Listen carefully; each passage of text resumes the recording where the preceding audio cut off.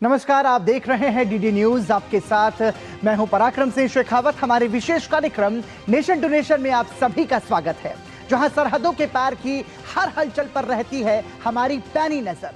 आज हम आपको सीधे जोड़ेंगे दुनिया की सबसे बड़ी सुर्खियों से, वो फैसले जो बदल रहे हैं वैश्विक समीकरण, और वो घटनाएं जिन्होंने पूरे हफ्ते अंतर्राष्ट्रीय मंच पर मचाई है हलचल। खबर सिर्फ हेडलाइन नहीं होगी, हर पहलू, हर रणनीति, हर असर, ग्राउंड जीरो के हालात, अंतर्राष्ट्रीय समुदाय की प्रतिक्रिया, वो भी तथ्यों, विश्लेषण और सबसे सटीक दृष्टिकोण के साथ। आइए सबसे पहले नजर डालते हैं उन 3 बड़ी खबरों पर जिन पर विस्तार से हम बात करेंगे। कुछ और खबरें भी होंगी, लेकिन आज सबसे पहले बात करेंगे स्पेन की, जहां यूरोप का दरवाजा मौत का मंजर बनने की कगार पर नजर आ रहा है। बताएंगे आपको कि आखिर ऐसा क्यों हुआ। दरअसल स्पेन में 60,000 जो लोग हैं वो जबरदस्ती वहां घुसने की कोशिश कर रहे हैं। तो ये समझना होगा कि आखिर ऐसी स्थिति क्यों बन रही है और इस पर किस तरीके से काम किया जा रहा है।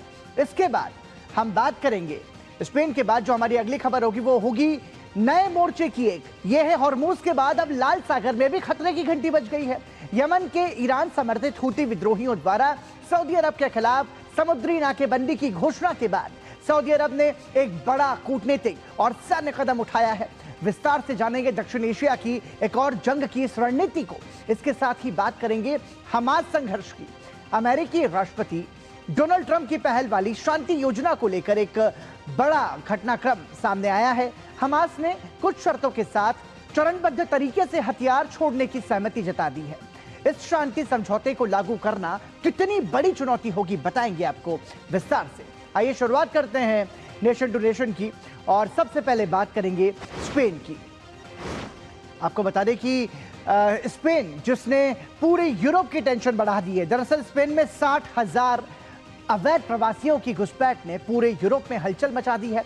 स्पेन में जबरन घुसने की कोशिश के दौरान 34 अफ्रीकी प्रवासियों की भी मौत हो गई है। गुरुवार को हजारों प्रवासी एक साथ स्पेनिश शहर सिउटा में घुसने की कोशिश कर रहे थे। सीमा पर पुलिस की घेराबंदी और सुरक्षा बार के बीच सकरे रास्ते के कारण लोग एक दूसरे पर गिर पड़े। भीड़ में दबने, दम घुटने और समुद्र में डूबने के कारण यह हादसा हुआ। इस दौरान स्पेन और मोरक्को के 100 से ज्यादा सैनिक भी घायल हो गए। स्पेनिश सरकार ने बताया कि 24 घंटे में मोरक्को की ओर से करीब 60,000 लोग तैरकर या पैदल चलकर सिउटा में घुस चुके हैं। यह शहर की आबादी का 70% है। इस घटना के बाद यूरोप अलर्ट पर है। इटली ने शेंगेन नियमों को अस्थायी रूप से निलंबित करने की मांग और फ्रांस द्वारा सीमाओं पर कड़े पहरे ने यूरोपीय संघ के भीतर एक नई बहस को जन्म दे दिया है। शरणार्थी संकट अब सिर्फ एक मानवीय मुद्दा न रहकर यूरोप के आंतरिक सुरक्षा ढांचे और आपसी कूटनीतिक संबंधों के लिए एक बड़ी कसौटी बन चुका है। तो सिउटा से ही घुसने की कोशिश आखिर क्यों है, यह भी समझना यहां पर जरूरी है। तो आपको बता दें कि सिउटा में अफ्रीका और यूरोप की सीधी जमीनी सीमा मिलती है। साथ ही ये भौगोलिक तौर पर अफ्रीका में है, लेकिन ईयू का हिस्सा है, यानी कि यूरोपियन यूनियन का हिस्सा है। सिउटा में घुसते ही वो यूरोप की सीमा में पहुंच सकते हैं। बेहतर जिंदगी की तलाश में लोग सबसे ज्यादा इसी रास्ते को चुनते हैं। सिउटा और मोरक्को के बीच लगभग 8 किलोमीटर लंबी ऊंची बाड़ लगी है। जमीनी रास्ते से सिउटा में घुसना मुश्किल है, इसलिए समुद्र का रास्ता लोग चुन रहे हैं। और समुद्री तट की निगरानी करना पूरी तरीके से संभव नहीं है, क्योंकि समुद्र की जो सीमा है वो बहुत ज्यादा बड़ी है। इसलिए स्वाभाविक तौर पर थोड़ा मुश्किल है कि पूरी सीमा की यहां पर निगरानी की जाए। इस बीच अदालत के फैसले ने भी मुश्किलें बढ़ा दी हैं। आपको बता दें कि कोर्ट के फैसले के बाद समुद्र के रास्ते घुसने लगे प्रवासी, क्योंकि नवंबर 2024 में एक प्रवासी मोरक्को से तैरकर सिउटा पहुंचा। स्पेन की सिक्योरिटी फोर्स ने उसे समुद्र में ही पकड़ लिया और बिना किसी कानूनी प्रक्रिया के सीधे मोरक्को के अधिकारियों को सौंप दिया। मोरक्को पहुंचने के बाद प्रवासी ने अपने वकीलों के जरिए स्पेन की अदालत में इसे चुनौती दी। उसका कहना था कि उसके मामले की कानूनी जांच नहीं की गई, उसे शरण मांगने का मौका नहीं दिया गया और बिना सुनवाई के उसे वापस भेज दिया गया। स्पेन की सुप्रीम कोर्ट ने इस मामले में 8 जुलाई 2026 को अपना फैसला सुनाया। कोर्ट ने कहा कि बिना कानूनी प्रक्रिया के सिर्फ उन लोगों को ही भेजा जाए जो सीमा पर लगी बाड़ फांद कर घुसने की कोशिश कर रहे हैं। कोर्ट के मुताबिक अगर कोई समुद्र के रास्ते स्पेन की सीमा में घुस जाए तो बिना सुनवाई के तुरंत वापस उसे नहीं भेजा जा सकता। दरअसल स्पेन के इमिग्रेशन लॉ में लिखा हुआ है कि सिर्फ उन्हीं लोगों को वापस भेजा जा सकता है जो बॉर्डर पर लगी सुरक्षा रुकावटों को पार करने की कोशिश करते हैं। यानी कि समुद्र के रास्ते से आने वाले प्रवासी इस श्रेणी में नहीं आते। और इस फैसले के बाद समुद्र के रास्ते स्यूटा पहुंचने वाले प्रवासियों की संख्या अचानक बढ़ गई और भारी संख्या में लोग समुद्र के रास्ते से स्यूटा में प्रवेश करने लगे। साथ ही स्पेन के प्रधानमंत्री ने इस घुसपैठ को स्पेन की क्षेत्रीय अखंडता का उल्लंघन बताया है। Lo que ha sucedido en el día de ayer como un ataque, una violación de la integridad territorial de España. Ceuta es una ciudad española y lo sucedido en el día de ayer merece todo nuestro reproche, toda nuestra condena en el nivel más enérgico posible. Lo que subyace es la lectura interesada que las mafias que trafican con seres humanos han hecho de una sentencia del Tribunal Supremo. यूरोपीय महाद्वीप और उत्तरी Africa के मुहाने पर एक ऐसा सुरक्षा संकट खड़ा हो गया है जिसने स्पेन से लेकर पूरे यूरोपीय संघ में हड़कंप मचा दिया है। हालात इतने बेकाबू हो गए हैं कि स्पेन सरकार को बॉर्डर पर सेना और विशेष गोताखोर टीम्स को उतारना पड़ा है।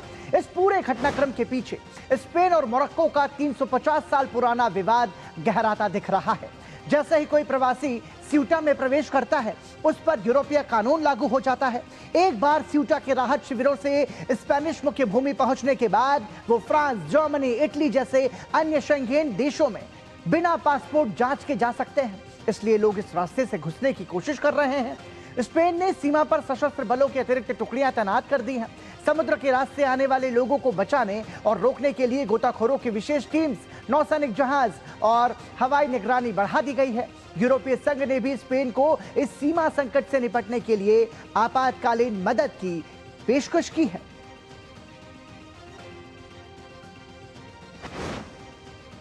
He cruzado por la arena al principio desde Castillejo y luego he saltado una muralla que es de la policía del Marruecos, el primero, y luego he entrado por la frontera, nadando. Bueno, he nadado de 200 metros hacia... Sinceramente, yo ni siquiera sé por qué he venido. Y ahora ya me vuelvo. Así de claro. Y ya, ¿qué pasa? Lo que Dios quiera. ¿Pasas la noche fuera, comida, cenado? No, ni he cenado ni he comido. Ah, no. Ayer desde el almuerzo no he comido, aunque traje el dinero conmigo, es solamente para taxis y tal. Y ya está. Eso es lo que te puedo comentar. Aún no he dormido. तो इस घटना के बाद जो पूरा Europe है वो alert पर है। आपको बता दें कि इटली ने शेंगेन मुक्त आवागमन समझौता निलंबित कर दिया है। इटली ने बाहरी सीमाओं की सुरक्षा को लेकर भी चिंता जताई है। अलर्ट पर है पूरा यूरोप। इटली ने शेंगेन मुक्त आवागमन समझौता जो है वो निलंबित किया है। साथ ही साथ एक तरीके से इटली ने बाहरी सीमाओं की सुरक्षा को लेकर की भी चिंता जताई है, क्योंकि बाहरी संख्या में जो है वो शरणार्थी संकट से जूझ रहे हैं। स्पेन की शेंगेन सदस्यता को निलंबित करने तक की मांग यहां पर उठाई गई है।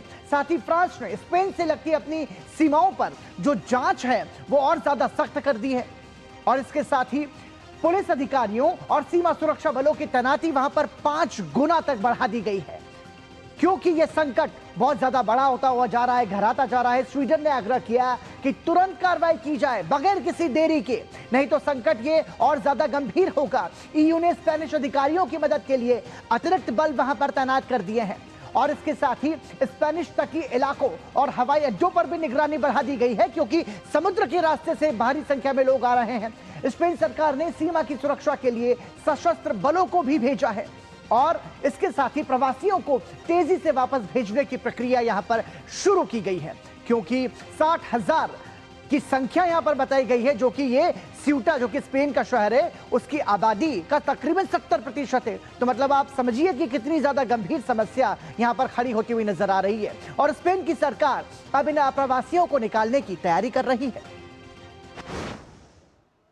Que efectivamente tenemos que ver cómo gestionamos no solamente desde el punto de vista, vamos a decirlo, más aparente, situando boyas para que se vea desde el punto de vista administrativo que existe una barrera de contención y, por tanto, se puede producir y desarrollar esa... यहाँ पर आपको यह समझना होगा कि जो भौगोलिक दृष्टिकोण है वो किस तरीके से इस स्थिति को बयां कर रहा है। तस्वीरों में हम आपको दिखाने की कोशिश करेंगे। यहाँ पर स्यूटा की अनूठी संवेदनशील भौगोलिक स्थिति है। ये मैप के जरिए हम आपको समझाने का प्रयास कर रहे हैं। स्यूटा राजनीतिक रूप से भले ही स्पेन यानी यूरोप का हिस्सा हो, लेकिन नक्शे पर यह उत्तरी अफ्रीका के मोरक्को से सटा हुआ है और यही वजह है कि यह इलाका अफ्रीका से यूरोप में दाखिल होने का सबसे बड़ा प्रवेश द्वार बन चुका है। अब हालात ये हैं कि स्पेन ने सीमा पर सेना और विशेष गोताखोर की टीम्स को उतार दिया है। वहीं अगर मोरक्को के तटीय इलाकों से स्यूटा स्पेनिश क्षेत्र के तट पर तैरकर पहुंचने की दूरी की बात करें, आप ये समझिए, ये इसलिए बता रहे हैं क्योंकि वाकई में लोग जो है तैर कर आ रहे हैं, तो ये दूरी जो है वो बहुत ही कम है, महज 300 मीटर यानी कि 2 किलोमीटर तक ही इसका दायरा है। और इस बेहद कम दूरी का फायदा उठाकर प्रवासी समुद्र के रास्ते पानी में तैरकर स्यूटा की सीमा में दाखिल होने की कोशिश कर रहे हैं, क्योंकि ये जो दायरा है ये दायरा बहुत ही कम है, बहुत ही कम है। मैप के जरिए समझिए, स्पेन से स्यूटा और मोरक्को, मतलब मोरक्को से स्यूटा में दाखिल होने की जो दूरी है समुद्री रास्ते से वो बहुत ज्यादा कम है। और कोर्ट का जो नियम है, जो कानून है, इमिग्रेशन लॉ के तहत वो कानून भी ये कहता है कि यदि समुद्र के रास्ते से आते हैं तो सुनवाई होगी, उन्हें मौका दिया जाएगा कि वो क्यों आना चाहते हैं, उन्हें सुना जाएगा। लिहाजा समुद्र के रास्ते से आने वालों की संख्या जो है वो लगातार बढ़ रही है। अमेरिकी राष्ट्रपति ने स्पेन के हालात पर तंज कसते हुए कहा कि अगर रिपब्लिकन नहीं चुने गए होते तो हमारे साथ भी यही होता। Yesterday, and I watched the catastrophe that took place. It looks like an invasion of a country by hundreds of thousands of people. And that same thing's going to happen to us if the Republicans don't get elected, except worse. Much bigger, much easier to get into, despite the fact that we have built thousands of miles of wall, which I said we were going to do. But we didn't have that, forget it. But we have the safest border in the world. If we're not in office, our country will be invaded at levels that made Spain look small time. और इसी के साथ nation duration में रुक रहे हैं एक छोटे से ब्रेक के लिए। आप देखते रहिए डीडी न्यूज।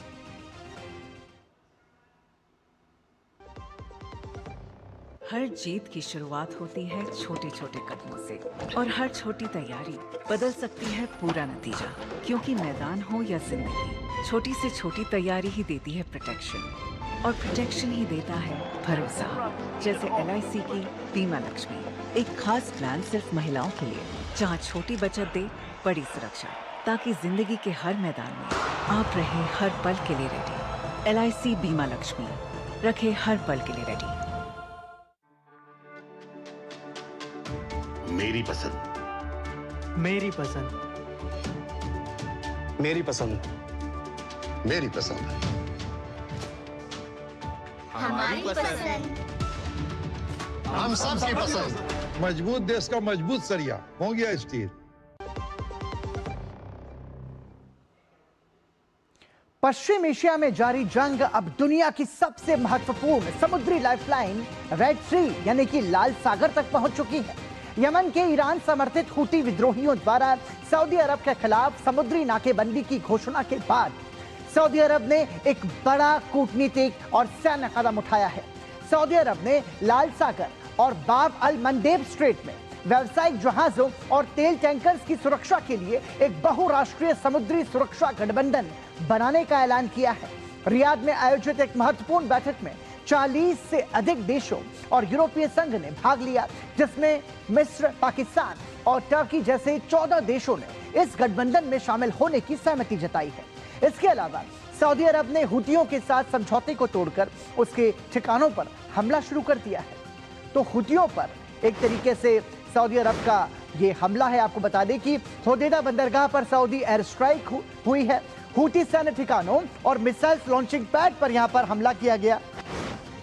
इसके साथ ही यनबू तेल रिफाइनरी पर मिसाइल हमला हुआ है और हुती विद्रोहियों ने रिफाइनरी पर मिसाइल दागी हैं।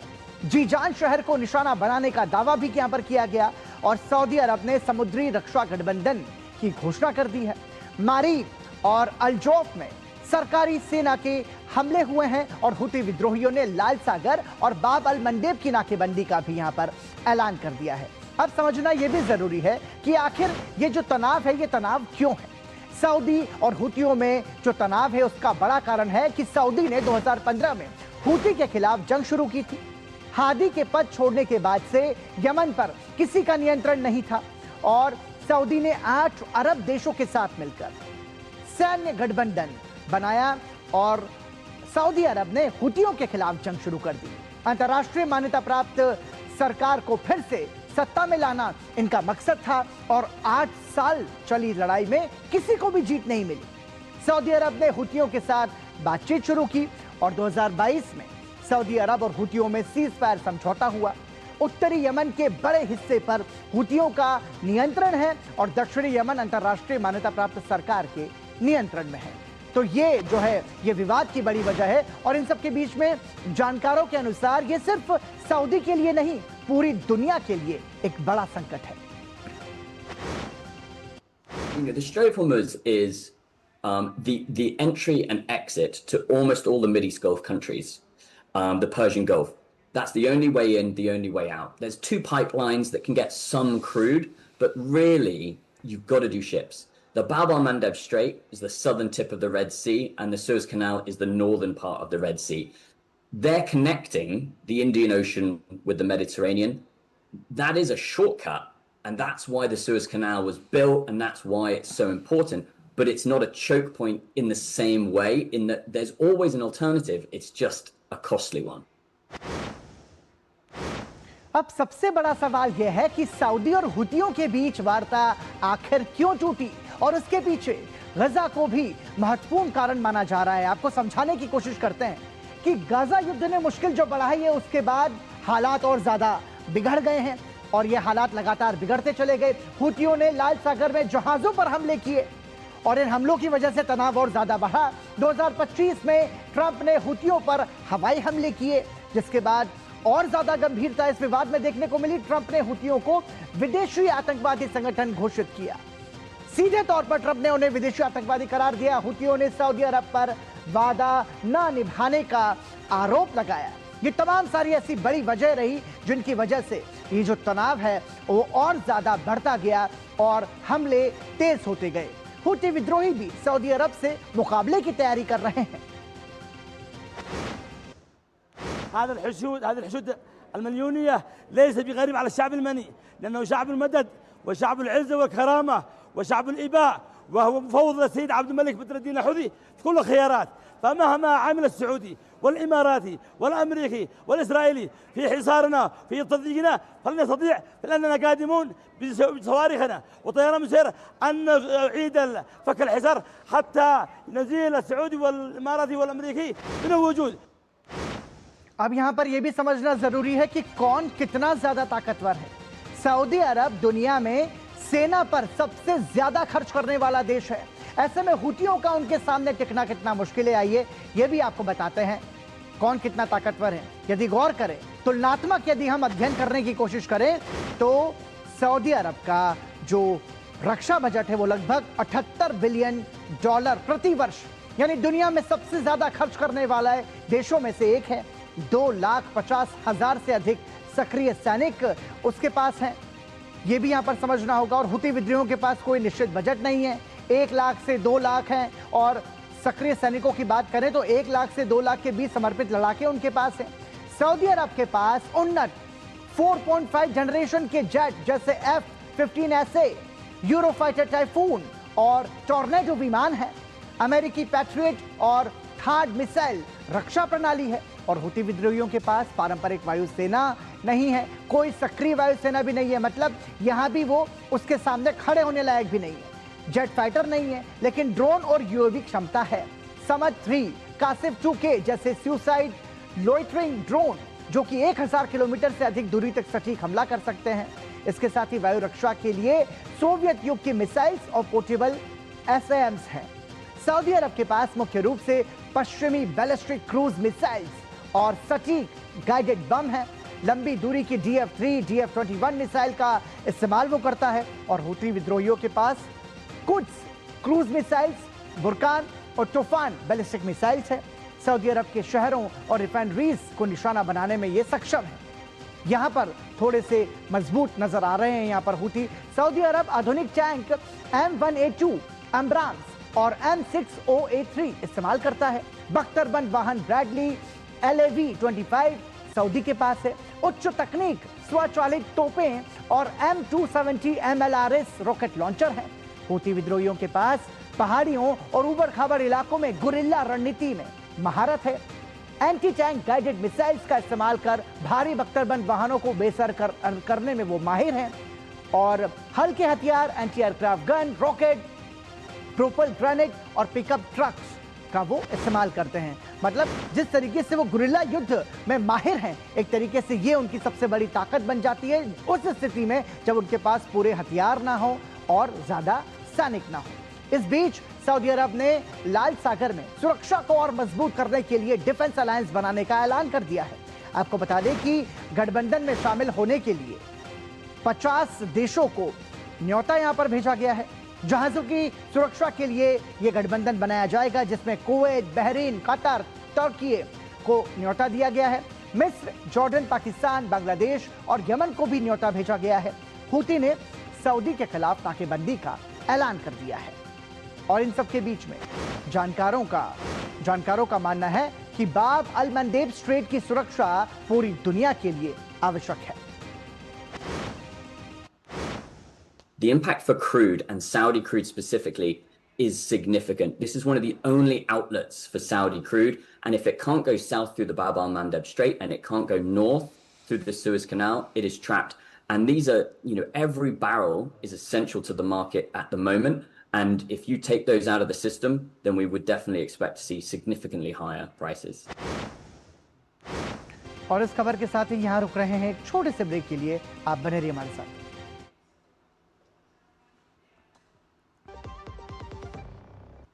जरा सोच के देखिए, आपके पास कुछ ऐसा है जो आपकी दुनिया बदल सकता है। जानते हैं क्या?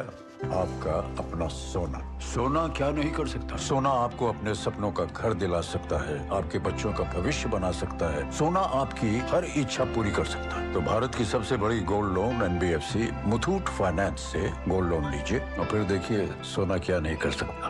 मुथूट फाइनेंस, जहां विश्वास ही परंपरा है। कॉल कीजिए 1-800-313-1212। मेरी पसंद, मेरी पसंद, मेरी पसंद, मेरी पसंद, हमारी पसंद, हम सबकी पसंद।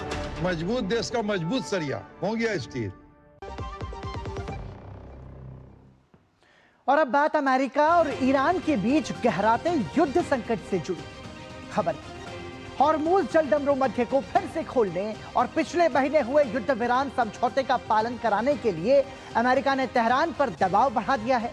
व्हाइट हाउस की प्रेस सचिव कैरोलिन लेविट ने ईरान पर समझौते के सीधे उल्लंघन, वाणिज्यिक जहाजों पर हमले और अमेरिकी सैनिकों की हत्या के गंभीर आरोप लगाए हैं। वहीं मैरीलैंड के कैंप डेविड से अमेरिकी राष्ट्रपति डोनाल्ड ट्रंप ने ईरान को सख्त चेतावनी देते हुए कहा है कि अमेरिका का लक्ष्य ईरान में जीत हासिल करना है और जब तक ईरान वार्ता की मेज पर नहीं आता उस पर सैन्य कार्रवाई और कड़ा प्रहार जारी रहेगा। दूसरी तरफ ईरान की रिवॉल्यूशनरी गार्ड्स ने हॉर्मुज जलदमरू मध्य में 2 और तेल टैंकर्स को निशाना बनाने का दावा किया है। इन सब के बीच में सवाल यह है कि जंग फिर से छिड़ेगी और ज्यादा भीषण भी हो सकती है। ईरान पर फिर से हमला कर सकता है अमेरिका, क्योंकि ईरान पर नए हमलों पर अमेरिकी राष्ट्रपति डोनाल्ड ट्रंप विचार कर रहे हैं।